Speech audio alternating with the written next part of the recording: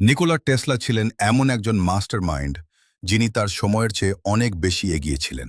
Remote control, AC পাওয়ার, induction motor, জলবিদ্যুৎ কেন্দ্র, coil, radio control turbine, একজন মানুষ একাই এত সব আবিষ্কার কিভাবে করলেন? টেসলার বিশ্বাস ছিল যে প্রতিটি আবিষ্কার বা উদ্ভাবন প্রথমে আমাদের অবচেতন মনে, সাবকনশিয়াস মাইন্ড তৈরি হয়। অর্থাৎ কোনো জিনিস বাস্তবে তৈরি করার আগেই তিনি সেই আইডিয়াটি নিজের মনের পর্দায় পরিষ্কারভাবে দেখতে পেতেন। অবচেতন মনের শক্তির মাধ্যমেই তিনি অসম্ভবকে সম্ভব করে তুলতেন। টেসলা তার অবচেতন মনকে ব্যবহার করে এমন সব সাফল্য অর্জন করেছিলেন যা সেই সময়ের মানুষ ভাবতেও পারত না। গবেষণা বলে, যখন আমরা আমাদের অভিজ্ঞতা এবং আবেগগুলোকে লিখে প্রকাশ করি, তখন আমরা নিজেদের এবং আমাদের মানসিক প্যাটার্নগুলোকে আরও ভালোভাবে বুঝতে পারি। তাই আপনি এক কাজ করতে পারেন, আপনার ফোনে একটা নোট বানান, ওটাকে লিখেন থট জার্নাল।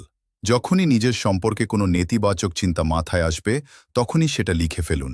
অথবা দিনে কয়েক মিনিট সময় বের করে ভাবুন যে আমি যা করতে চাইছি তা কেন করতে পারছি না।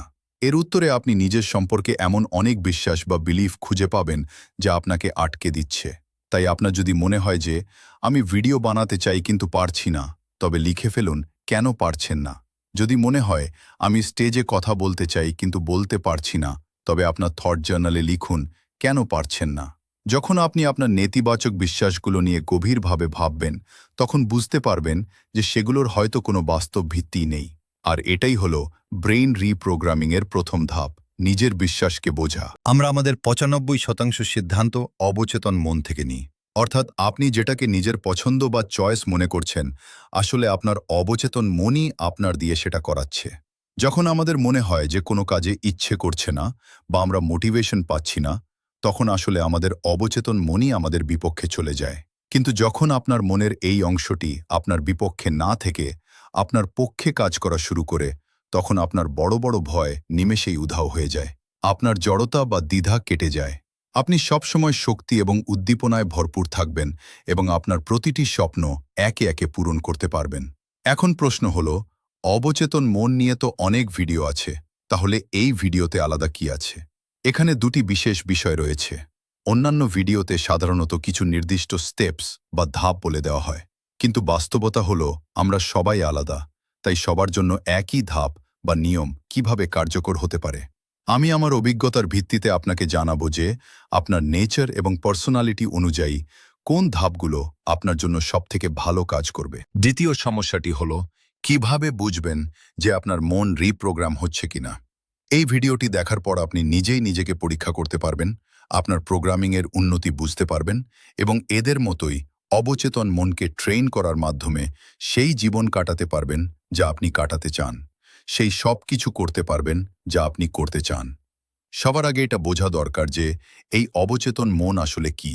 ঠিক যেমন একটি হিমশৈল বা আইসবার্গের বেশিরভাগ অংশই পানির নিচে লুকিয়ে থাকে, তেমনি আমাদের অবচেতন মনও আমাদের সচেতন মনের কনশিয়াস মাইন্ড তুলনায় অনেক গুণ বড় এবং শক্তিশালী। এর ক্ষমতার ধারণা পাওয়া যায় তিনটি বিষয় থেকে। প্রথমত, এটি একটি বিশাল মেমোরি ব্যাগের মতো যা প্রতিটি জিনিস স্থায়ীভাবে জমিয়ে রাখে এবং এর ধারণ ক্ষমতা কার্যত সীমাহীন।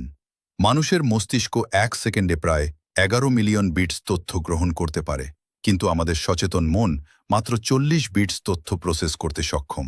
স্ট্যানফোর্ড ইউনিভার্সিটির ডক্টর ব্রুস লিপটনের মতে, বেশিরভাগ মানুষ এটা বিশ্বাসই করতে চান না যে তাদের অবচেতন মন ইতিমধ্যেই কাজ করছে। অথচ প্রকৃত সত্য হল, এটি সচেতন মনের চেয়ে প্রায় ১ মিলিয়ন, মানে ১০ লক্ষ গুণ বেশি শক্তিশালী। আমি একটা উদাহরণ দিচ্ছি। আপনার বয়স ২১ বছর হতে না হতেই আপনার ব্রেইন ইতিমধ্যে এনসাইক্লোপিডিয়া ব্রিটানিকার পুরো কন্টেন্টের চেয়েও ১০০ গুণ বেশি তথ্য স্থায়ীভাবে জমা করে ফেলেছে। দ্বিতীয় বিষয়টি হল, যখন অনেক মানুষকে কোনো ওষুধ ছাড়াই সাধারণ কিছু বড়ি দেওয়া হয়েছিল এবং তাদের বলা হয়েছিল যে তাদের খুব শক্তিশালী ওষুধ দেওয়া হচ্ছে, তখন দেখা গেছে অনেক মানুষ আগের চেয়ে ভালো বোধ করছেন এবং সুস্থ হয়ে উঠছেন। এটা কেন হয়? কারণ আমাদের অবচেতন মন ওই কথাটি বিশ্বাস করে নেয় এবং আমাদের শরীর সেই অনুযায়ী কাজ করা শুরু করে। একে বলা হয় প্লেসিবো ইফেক্ট। তৃতীয়ত, হিপনোসিস বা সম্মোহন। এটি এমন একটি প্রক্রিয়া যার মাধ্যমে মানুষ তাদের জীবনের বহু বছর আগের পুরনো ঘটনাগুলো স্পষ্টভাবে মনে করতে পারে।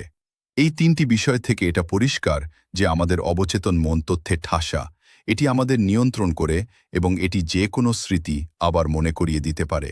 তাই আপনার অবচেতন মন হল একটি সুপার পাওয়ার, যেটিকে আমাদের নিজের পক্ষে আনতে হবে, বিপক্ষে নয়।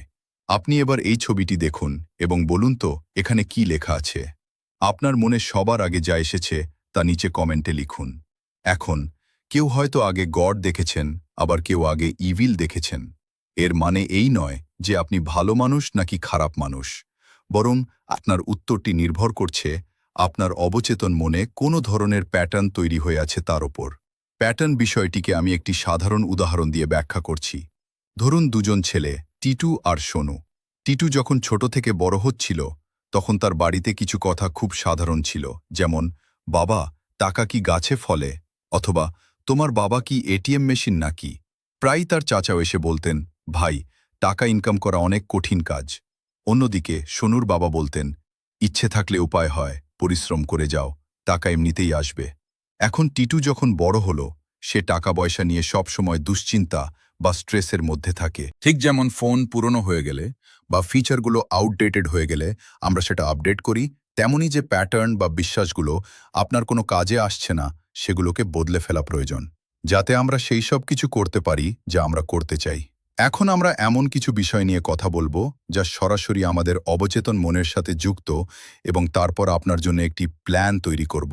সবচেয়ে প্রথম কাজ হলো নিজের আইসবার্গ বা হিমশৈলকে বোঝা, নিজের বিশ্বাসগুলোকে বোঝা এবং আপনার লিমিটিং বিলিফ বা সীমাবদ্ধ বিশ্বাসগুলোকে চিহ্নিত করা। এগুলো এমন বিশ্বাস যা আপনার উন্নতিকে আটকে দেয়। আসলে এগুলো কেবল আপনার কিছু চিন্তাধারা যা আপনার কাছে সত্য হয়ে দাঁড়িয়েছে। ঠিক যেমন টিটু টাকা পয়সা নিয়ে নিজের সীমাবদ্ধ বিশ্বাস তৈরি করেছিল, তেমনি আমাদেরও কিছু সীমাবদ্ধতা আছে।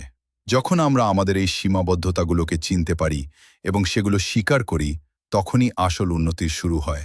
অ্যালবার্ট আইনস্টাইনও তো এই কথাই বলেছিলেন, once we accept our limits we go beyond them. একবার যখন আমরা আমাদের সীমাবদ্ধতাগুলো গ্রহণ করি, তখন আমরা সেগুলোকে ছাড়িয়ে যেতে পারি। যদি টিটুর মাথায় কোনো আইডিয়া আসতো, তবুও তার মনে হতো, না, জীবনে স্ট্যাবিলিটি বা স্থায়িত্ব দরকার। ঝুঁকির কথা ভাবলেই তার মনে ভয় চলে আসত। এর ফলে কি হলো?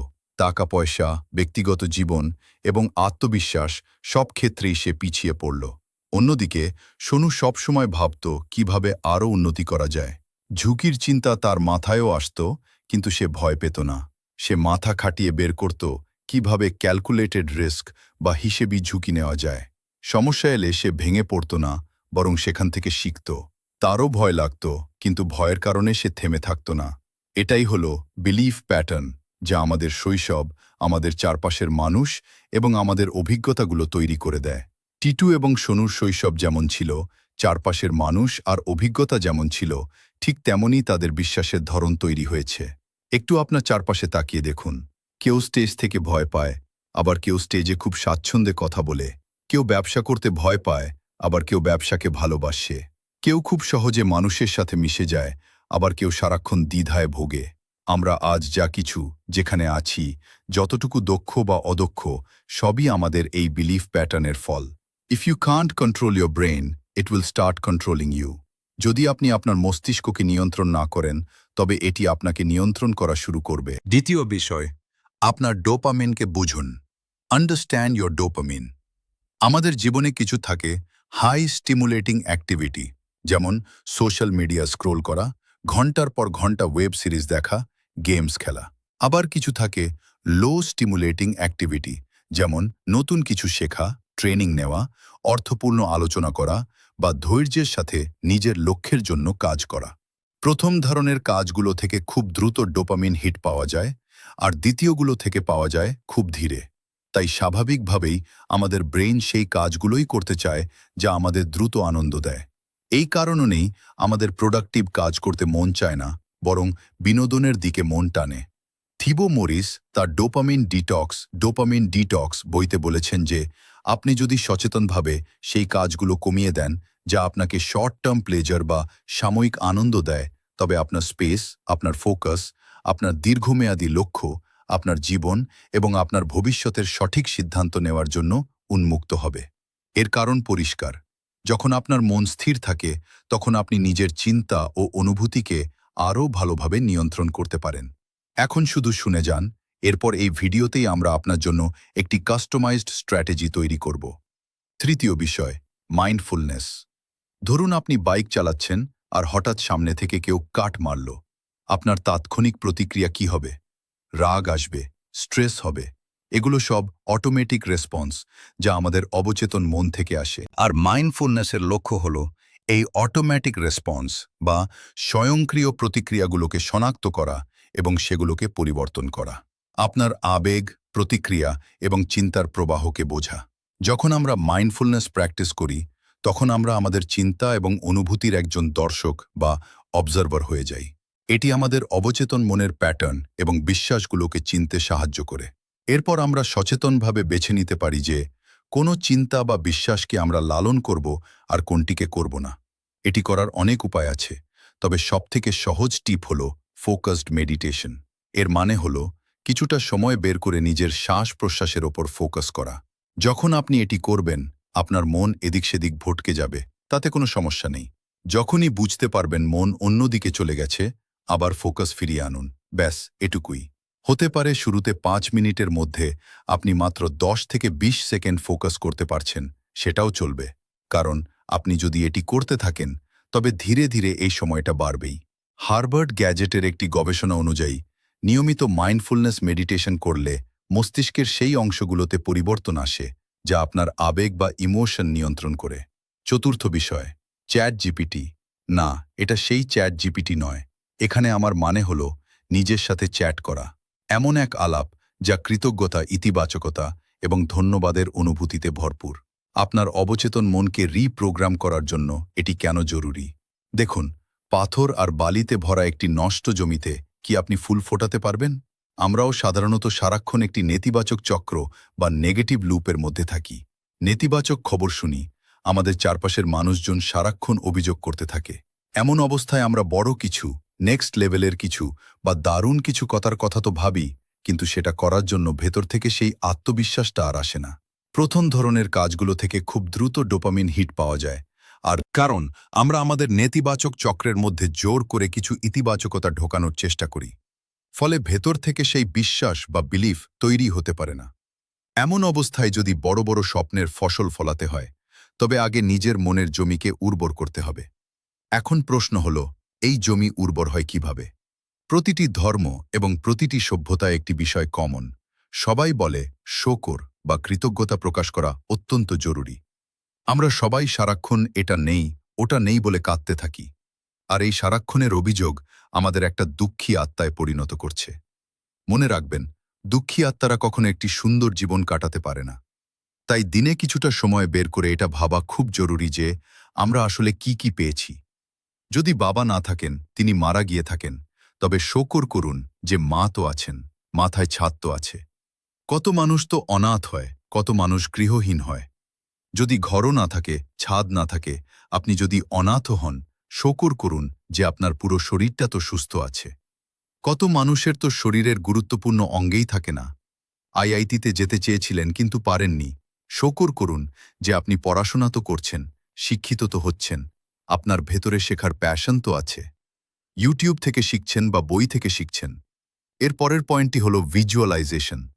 আপনি হয়তো অনেকবার শুনেছেন যে কেউ তার স্বপ্নের ছবি সামনের দেয়ালে টানিয়ে রেখেছে, রোজ সেটা দেখছে এবং একদিন তা সত্যি হয়ে গেছে। কেউ হয়তো প্রতিদিন চোখ বন্ধ করে তার স্বপ্নগুলোকে কল্পনা করে এবং সেগুলো সত্যিই তার জীবনে ঘটে। এটি কোনো জাদু নয়, এটি আপনার অবচেতন মনের শক্তি। যখন আপনি আপনার স্বপ্নগুলোকে ভিজুয়ালাইজ করেন, তখন আপনি সেগুলো আপনার অবচেতন মনের রেজিস্টার বা নথিভুক্ত করেন। আর আপনি তো জানেনই যে আপনার অবচেতন মন কতটা শক্তিশালী। যদি এই সমস্ত শক্তি আপনার লক্ষ্যের দিকে কাজ করা শুরু করে, তবে কি হতে পারে ভাবুন। যখন আপনি বারবার আপনার লক্ষ্য বা গোলগুলোকে দেখেন, তখন আপনার অবচেতন মন সক্রিয় হয়ে যায়। এটি সেই লক্ষ্যের দিকে চিন্তা করতে শুরু করে, সৃজনশীল হয় এবং নতুন নতুন আইডিয়া বের করতে থাকে। আপনার মস্তিষ্কের ভেতরে থাকা নিউরনগুলো সক্রিয় হয়ে ওঠে এবং আপনার নিউরাল পাথওয়ে তৈরি হতে থাকে। এর অর্থ হল আপনার অবচেতন মন আপনার বর্তমান অবস্থা থেকে আপনার কাঙ্ক্ষিত লক্ষ্যে পৌঁছে দেওয়ার কাজে লেগে যায়। এর ফলে আপনি আরও বেশি ডিসিপ্লিনড এবং ফোকাসড হয়ে ওঠেন। আপনার ডিস্ট্র্যাকশন কমে যায়, আপনি সবসময় অনুপ্রাণিত থাকেন, সঠিক পদক্ষেপ নিতে পারেন এবং আপনার স্বপ্নগুলো বাস্তবে রূপ নিতে শুরু করে। বিশেষ করে আপনি যখন মেডিটেশন এবং কৃতজ্ঞতা গ্র্যাটিটিউড প্রকাশ করার অভ্যাস করেন, তখন আপনার অবচেতন মন একটি অত্যন্ত কার্যকর বা প্রাইম স্টেটে থাকে, আর ভিজুয়ালাইজ করার জন্য এটাই হলো সবথেকে সঠিক সময়। এখন আসি ষষ্ঠ বিষয়টি নিয়ে। আলিয়া ভাট একটি ভিডিওতে বলেছিলেন, আমি যদি কোনো কিছু খুব তীব্রভাবে চাই, তবে আমি আয়নার সামনে দাঁড়িয়ে বাথরুমে একা একা সেই পরিস্থিতির অভিনয় করি। আনন্দ মহিন্দ্রাও একই কাজ করেন। প্রতিদিন সকালে উঠে আয়নায় নিজের সাথে কথা বলেন। লেডি গাগা ছোটবেলা থেকেই আয়নায় নিজেকে সেভাবেই দেখতেন যেভাবে তিনি ভবিষ্যতে হতে চেয়েছিলেন। স্টিভ জবসও প্রতিদিন আয়নার দিকে তাকিয়ে নিজেকে প্রশ্ন করতেন। বিরাট কোহলির সেই আয়নার সামনে দাঁড়িয়ে নিজের সাথে করা কথোপকথনই তাকে নিজের ফিটনেস এবং মাইন্ডসেট নিয়ে কাজ করতে অনুপ্রাণিত করেছিল, যার ফলে তিনি দুর্দান্তভাবে কামব্যাক করতে পেরেছিলেন। লুইস হে তার মিরর ওয়ার্ক বইতে বলেছেন যে, আয়নার সামনে আপনি কেবল বলছেন বা ভাবছেন না, বরং আপনি নিজেকে সরাসরি দেখছেন। এই উচ্চতর আত্মসচেতনতার সেলফ অ্যাওয়ারনেস কারণে আপনি যা বলেন তার প্রভাব আপনার মনে অনেক গভীর হয়। নিজের আত্মবিশ্বাস বাড়ানো, খুশি থাকা এবং দিনটিকে শক্তিতে ভরপুর রাখার জন্য এই টেকনিক অনেকেরই কাজে আসে। এটি আসলে অ্যাফার্মেশন বা ইতিবাচক বার্তার একটি ধরন। আপনি যে কোনোভাবে এটি করতে পারেন। আয়নায় নিজেকে দেখে করতে পারেন, নিজের সাথে নিজে কথা বলে করতে পারেন, অথবা মিউজিকের সাথেও করতে পারেন। শাহরুখ খান সবসময় বলে এসেছেন যে তিনি নিজেকে কখনো ছোট ভাবেননি। তিনি সবসময় ইতিবাচক অ্যাফার্মেশন ব্যবহার করেছেন এবং নিজের অবচেতন মনকে মনে করিয়ে দিয়েছেন, আমিই সেরা। এখন আপনি সব গুরুত্বপূর্ণ অংশগুলো বুঝে নিয়েছেন। এখন আপনাকে কি করতে হবে? দেখুন, আমার বিশ্বাস খুব পরিষ্কার। যদি একজনের তৈরি করা ফর্মুলা সবার কাজে লাগত, তবে সবাই বিলিয়নিয়ার হয়ে যেত, তাই না? একজন বিলিয়নিয়ার বললেন, এটা আমার অবচেতন মনকে রিপ্রোগ্রাম করার উপায়, সবাই এটা ব্যবহার করো। বিষয়টা মোটেও সেরকম নয়। সবাইকে নিজের স্বভাব, মাইন্ডসেট, পরিবেশ এবং অতীতের অভিজ্ঞতা অনুযায়ী নিজের জন্য একটি ফর্মুলা তৈরি করতে হবে, ঠিক যেমনটি আমি করেছি। আর আমি আপনাকে সাহায্য করব। কিভাবে? আমাদের কিছু এক্সপেরিমেন্ট এবং কিছু টেস্ট করতে হবে। এটি কোনো মানসিক চাপের কাজ নয়, এটি আনন্দের কাজ। আপনি নিজের ওপর কাজ করছেন, নিজেকে পরবর্তী ধাপে নিয়ে যাচ্ছেন, আর আমি আপনার সাথে আছি। তাহলে আসুন, কিভাবে আপনার নিজস্ব ফর্মুলা তৈরি করবেন তা বুঝি। আমার প্রথম প্রশ্ন হবে, এ পর্যন্ত আপনি নিজের ওপর কতটা কাজ করেছেন? আপনি যদি আগে থেকেই এই ধরনের ভিডিও দেখে থাকেন বা ট্রেনিং নিয়ে থাকেন এবং আপনার লিমিটিং বিলিফ বা সীমাবদ্ধ বিশ্বাসগুলো সম্পর্কে জানেন, তবে আপনার বিশ্বাসের অংশটি হয়তো পরিষ্কার। সেক্ষেত্রে আপনি কেবল ফোনে একটি থট জার্নাল তৈরি করতে পারেন এবং যখনই কোনো নেতিবাচক চিন্তা আসবে সেটি লিখে রাখতে পারেন। কিন্তু আপনি যদি এই পথে নতুন হন, সবেমাত্র নিজের ওপর কাজ করা শুরু করেছেন এবং ভেতরে অনেক ভ্রান্ত বিশ্বাস জমে থাকে, তবে আপনাকে একটি প্রপার রিফ্লেক্টিং জার্নাল তৈরি করতে হবে। অর্থাৎ প্রতিদিন কিছুটা সময় বের করে নিজের জীবনের ওপর আলোকপাত করার অভ্যাস করতে হবে। কি এমন ছিল যা আমি করতে পারতাম কিন্তু করিনি? বা কি কারণে আমি পিছিয়ে পড়লাম? কোনো সুযোগগুলো আমি হাতছাড়া করেছি এবং কোনো ভুল বিশ্বাসের কারণে করেছি। এগুলো বের করার জন্য দিনে মাত্র 5 থেকে 10 মিনিট সময় বের করুন। কয়েকদিন নিয়মিত নিজের একটি রিফ্লেক্টিং জার্নাল লিখুন। অর্থাৎ একটি নির্দিষ্ট সময়ে বসে নিজের অতীতের ওপর আলোকপাত করুন এবং নিজের ভেতরকার ভুল বিশ্বাসগুলোকে টেনে বের করুন। দ্বিতীয় বিষয়টি ছিল মাইন্ডফুলনেস। আপনি যদি স্বভাবগতভাবে শান্ত হন, কাজে ফোকাসড থাকেন এবং খুব বেশি ওভারথিংকিং বা দুশ্চিন্তা না করেন, তবে মেডিটেশন করা আপনার জন্য একটি পছন্দ বা চয়েস মাত্র। করলে অবশ্যই উপকার পাবেন, তবে না করলেও কৃতজ্ঞতা প্রকাশ, অ্যাফার্মেশন বা ভিজুয়ালাইজেশন করাও এক ধরনের মেডিটেশন। কিন্তু আপনি যদি আমার আগের অবস্থার মতো হন, অর্থাৎ সারাক্ষণ মাথায় চিন্তার পাহাড়, হাইপার অ্যাক্টিভ মন যা এক জায়গায় স্থির হতে পারে না, সবসময় অশান্ত লাগে, তবে আপনার জন্য কিছুটা সময় বের করে ফোকাসড ব্রিদিং বা মেডিটেশন করা বাধ্যতামূলক। আপনার মন যতটা অস্থির বা উদ্বিগ্ন, আপনার মেডিটেশনের সময়কাল তত বেশি হওয়া প্রয়োজন। আর মন যত শান্ত, সময় তত কম হলেও চলবে। আবারও বলছি, শান্ত মনের মানুষের জন্য এটি অপশনাল হতে পারে, কিন্তু ওভার থিঙ্কারদের জন্য এটি মাস্ট। তৃতীয় বিষয়টি হলো, যেটি আমার অলরেডি জিপিটির কথা বলেছি, গ্র্যাটিটিউডের কথা বলছি। এটাও সবার জন্য দরকার, তবে প্রয়োগের ধরনে পার্থক্য আছে। আপনি যদি জীবনে মোটামুটি খুশি থাকেন এবং নিজের ওপর আগে থেকেই কাজ করে থাকেন, তবে প্রতিদিন একটি ছোট অ্যাক্টিভিটিই যথেষ্ট। সকালে উঠে বা রাতে ঘুমানোর আগে গতদিনের সেরা 3টি ভালো লাগার কথা মনে করুন। সেটা অফিসের কোনো কাজ হতে পারে, বাড়ির কোনো ছোট ঘটনা হতে পারে, নিজেকে কোনো কাজের জন্য সাবাসি দেওয়া হতে পারে, অথবা স্রেফ ভালো খাবার পাওয়া বা পরিবারের সাথে সময় কাটানো। এমনকি গতদিনও যে বেঁচে ছিলেন তার জন্যও কৃতজ্ঞতা প্রকাশ করতে পারেন। গতদিনের এই 3টি ভালো স্মৃতি যথেষ্ট। কিন্তু আপনি যদি মানসিকভাবে কিছুটা দুর্বল হন, দ্রুত মন খারাপ করেন বা অল্পতেই দুশ্চিন্তাগ্রস্ত হয়ে পড়েন, তবে আপনার এই কৃতজ্ঞতা প্রকাশের বিষয়টি একটু বিস্তারিতভাবে করা উচিত। সঠিক গ্র্যাটিটিউড পদ্ধতি হল শান্ত হয়ে বসুন এবং শৈশব থেকে আজ পর্যন্ত আপনার জীবনে কি কি ভালো হয়েছে, কি কি পেয়েছেন, আপনার পড়াশোনা, আপনার ভালো বন্ধু, সবকিছু এক এক করে মনে করতে থাকুন। কোথায় আপনি সঠিক সিদ্ধান্ত নিয়েছিলেন এবং কিভাবে আজ এই পর্যন্ত পৌঁছাতে পেরেছেন তা স্মরণ করুন। এবার আসি ভিজুয়ালাইজেশন নিয়ে। আপনি হয়তো অনেকের কাছে অনেক রকম টেকনিক শুনেছেন, যে যার অভিজ্ঞতা থেকে যেটা ভালো মনে করে সেটাই বলে। আপনার জন্য কোন টেকনিক কাজ করবে তা নির্ভর করে আপনার ব্যক্তিত্বের ওপর। যেমন, আপনি যদি একজন ভার্বাল লার্নার হন, অর্থাৎ লিখে বা পড়ে কোনো কিছু আপনার মাথায় দ্রুত ঢোকে, তবে আপনার জন্য সবথেকে কার্যকর হবে নিজের লক্ষ্য বা গোলগুলো লেখা, নিজের ভবিষ্যৎ সম্পর্কে ডায়েরিতে লেখা এবং বারবার সেগুলো পড়া ও দেখা। নিজের লেখাগুলো বারবার পড়া আপনার জন্য বেশি কার্যকর হবে। এভাবেই আপনি আপনার স্বপ্নকে বাস্তবে রূপান্তর করতে পারবেন। আবার আপনি যদি একজন অডিটরি লার্নার হন, অর্থাৎ শোনার মাধ্যমে কোনো কিছু আপনার মনে বেশি দাগ কাটে, গান খুব সহজে মনে থাকে বা মিউজিক শুনতে ভালোবাসেন, তবে আপনি আপনার ভিজুয়ালাইজেশন বা ভবিষ্যৎ পরিকল্পনাগুলো নিজের কণ্ঠে রেকর্ড করতে পারেন। যেমন, আমার সাথে এগুলো ঘটছে, আমি এটা পেয়ে গেছি, আমি এখন এই অবস্থানে আছি। এই রেকর্ডিংগুলো কানে হেডফোন লাগিয়ে রোজ শুনতে পারেন। আর আপনি যদি আমার মতো একজন ভিজুয়াল লার্নার হন, অর্থাৎ ছবি বা ভিডিওর মাধ্যমে কোনো কিছু দ্রুত বুঝতে পারেন, তবে আমি যেমনটি করি আপনিও নিজের কাছে একটি ভিশন বোর্ড রাখতে পারেন এবং রোজ সেগুলো দেখতে পারেন। অথবা আপনার কল্পনা শক্তি যদি ভালো হয়, তবে চোখ বন্ধ করে সেই দৃশ্যগুলো কল্পনা করতে পারেন, ঠিক যেমন ভবিষ্যৎ আপনি চান বা যে লক্ষ্যগুলো আপনি অর্জন করতে চান। এবার আসি অ্যাফার্মেশন প্রসঙ্গে। এখানেও আপনাকে দেখতে হবে কোন পদ্ধতিতে আপনি সবথেকে বেশি উদ্দীপনা বা কিক পাচ্ছেন। আমার সোজা হিসাব হলো, আপনি যদি ইতিমধ্যে আত্মবিশ্বাসে ভরপুর থাকেন, সহজে হতাশ না হন এবং সবসময় এনার্জেটিক থাকেন, তবে আপনি ইতিমধ্যে সেই পর্যায়ে পৌঁছে গেছেন যেখানে আপনি নিজের ওপর যথেষ্ট কাজ করেছেন। এই অবস্থায় অ্যাফার্মেশন করা ভালো, তবে এটি আপনার জন্য অপশনাল হতে পারে।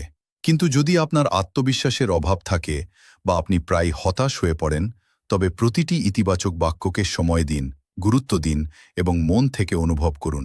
পদ্ধতি আলাদা হতে পারে। যেমনটা আমরা আগে আলোচনা করেছি, আপনি আয়নায় নিজের দিকে তাকিয়ে কথা বলতে পারেন, অথবা চোখ বন্ধ করে নিজেকে মনে করিয়ে দিতে পারেন যে আপনি কতটা সক্ষম। এমনকি নিজের সম্পর্কে কিছু ভালো কথা রেকর্ড করে নিয়ে রোজ সেগুলো শুনে নিজেকে চার্জড আপ করতে পারেন। আমি ব্যক্তিগতভাবে এই পুরো রুটিনটি প্রতিদিন সকালে পালন করি এবং কিছু জিনিস রাতেও করি। আপনিও পরীক্ষা করে দেখুন। আপনার কাছে যদি সকাল এবং রাত উভয় সময় সুযোগ থাকে, তবে 2 বেলা করাটাই সবথেকে সেরা। আপনি চাইলে পরীক্ষা করেও দেখতে পারেন, কিছু জিনিস সকালে করবেন আর কিছু জিনিস রাতে। আমি বারবার বলছি, আপনার জন্য কোনটি সবচেয়ে ভালো কাজ করছে সেটা আপনাকে নিজেকেই খুঁজে বের করতে হবে। দেখুন, কোন কাজটি করার পর আপনার সারাদিন শক্তিতে ভরপুর থাকছে, কোন অভ্যাসের পর আপনি বেশি ফোকাসড এবং ডিসিপ্লিনড থাকছেন। আপনার কাজগুলো কি আপনাকে লক্ষ্যের দিকে প্রতিদিন অন্তত 1% করে এগিয়ে নিয়ে যাচ্ছে? মনে রাখবেন, প্রতিদিন মাত্র 1% উন্নতিই কিন্তু শেষে 100% ফলাফল এনে দেয়। তবে এই পরীক্ষাটি আপনাকে এক্সপেরিমেন্ট এবং নিয়মিত চর্চার মাধ্যমেই করতে হবে।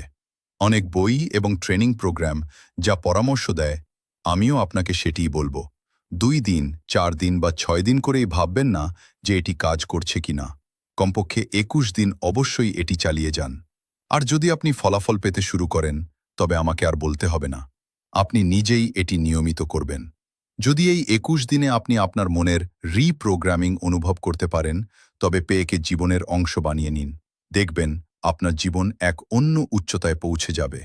এখন প্রশ্ন হতে পারে, কেন ২১ দিন? ২১ কি কোনো শুভ সংখ্যা? বিষয়টি তেমন নয়। এর পেছনে বৈজ্ঞানিক কারণ আছে। প্লাস্টিক সার্জন ডক্টর ম্যাক্সওয়েল মাল্টস লক্ষ্য করেছিলেন যে ২১ দিন তার রোগীদের কোনো নতুন মুখ বা নতুন শরীরের অঙ্গের সাথে মানিয়ে নিতে বা অভ্যস্ত হতে প্রায় ২১ দিন সময় লাগে। তিনি তার বিখ্যাত বই সাইকো সাইবারনেটিকে এই পর্যবেক্ষণটি শেয়ার করেন। এরপর থেকে অনেক গবেষক এবং ট্রেইনার এই ২১ দিনের কনসেপ্ট পরীক্ষা করেছেন এবং সবাই ইতিবাচক ফলাফল পেয়েছেন।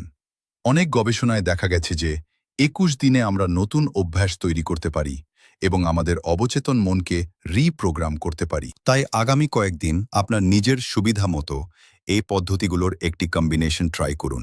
যে জিনিসটি আপনার জন্য কাজ করবে সেটিকে জীবনের অংশ করে নিন। তবে খেয়াল রাখবেন, এই ২১ দিন যেন কোনো হাই ডোপামিন বা অতিরিক্ত উত্তেজনাপূর্ণ কাজ যেমন সস্তা বিনোদন বা সোশ্যাল মিডিয়া স্ক্রোলিং আপনাকে বিভ্রান্ত না করে। এতে আপনার মন সেই প্রয়োজনীয় স্পেস পাবে যাতে সে নতুন প্রোগ্রামিংয়ের ওপর ফোকাস করতে পারে এবং দীর্ঘমেয়াদী পরিবর্তন আনতে পারে। এখন কিভাবে বুঝবেন যে আপনার ভেতরে পরিবর্তন আসছে কিনা? আসলে এমন কোনো মিটার বা মাপকাঠি তো নেই যা দেখে বলা যাবে, হ্যাঁ, ধীরে ধীরে তোমার মধ্যে পরিবর্তন আসছে। কিন্তু কিছু সংকেত বা হিন্টস আছে যা দেখে আপনি বুঝতে পারবেন যে আপনার অবচেতন মন রিপ্রোগ্রাম হচ্ছে। প্রথম সংকেত, আত্মসচেতনতা, সেলফ অ্যাওয়ারনেস বৃদ্ধি পাওয়া। আপনি যদি নিজেকে আগের চেয়ে একটু বেশি বুঝতে শুরু করেন তবে বুঝবেন কাজ হচ্ছে। হয়তো এখনও আপনার মাথায় নেতিবাচক চিন্তা আসছে বা আপনি অভিযোগ করছেন, কিন্তু এখন আপনি সেটা সাথে সাথে ধরতে পারছেন। আপনি নিজেকে বলতে পারছেন, না, এইমাত্র আমি একটা নেতিবাচক কথা বললাম, এটি আমার একটি সীমাবদ্ধ বিশ্বাস, লিমিটিং বিলিফ, অথবা এখানে আমি আমার ইমোশনের ওপর নিয়ন্ত্রণ হারিয়ে ফেলেছি। যদি আপনার এই সচেতনতাটুকু বাড়তে থাকে তবে বুঝবেন আপনি একদম সঠিক পথে আছেন। এটা চালিয়ে যান, ধীরে ধীরে এটি আরও বাড়বে। দ্বিতীয় সংকেত, ছোট ছোট ঝুঁকি, রিস্কস নেওয়ার সাহস পাওয়া।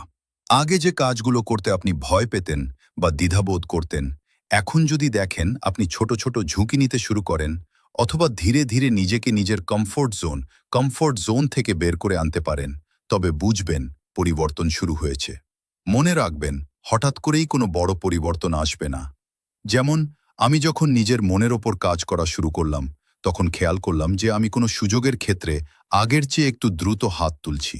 হয়তো অনেক সময় আমি এখনও লজ্জা পাচ্ছি বা অনেক বেশি ভাবছি, কিন্তু তাও আমি আগের চেয়ে বেশিবার সুযোগের কাছে যাওয়ার বা সেটাকে ধরার চেষ্টা করছি। এই পরিবর্তনগুলো হবে খুব সূক্ষ্ম। সবার ঝুঁকির ক্ষেত্র আলাদা, সবার বিশ্বাসও আলাদা। কিন্তু আপনি যদি দেখেন যে আপনি এমন কোনো পদক্ষেপ নিয়েছেন যা আপনি আগে নিতেন না, বা এমন কিছু করেছেন যা আগে করার কথা চিন্তাও করতে পারতেন না, তবে বুঝবেন আপনার অবচেতন মন সাড়া দিচ্ছে। তৃতীয় সংকেত, আপনার প্রতিক্রিয়ার পরিবর্তন। আগে যে সমস্যায় আপনি ভেঙে পড়তেন বা যে সমালোচনা শুনে আপনি রেগে যেতেন, এখন যদি দেখেন আপনি সেখানে শান্ত থাকতে পারছেন, তাহলে বুঝবেন পরিবর্তন এসেছে। আপনি যদি ধীরে ধীরে নিজেকে নিজের কমফোর্ট জোন থেকে বের করে আনতে পারেন, তবে বুঝবেন কাজ হচ্ছে। মনে রাখবেন, একদম হঠাৎ করেই কোনো বড় পরিবর্তন আসবে না।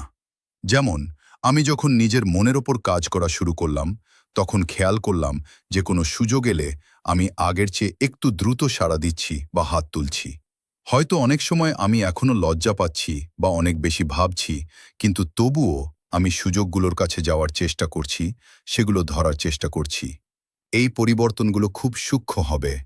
সবার ঝুঁকির ক্ষেত্র আলাদা, সবার বিশ্বাসও আলাদা।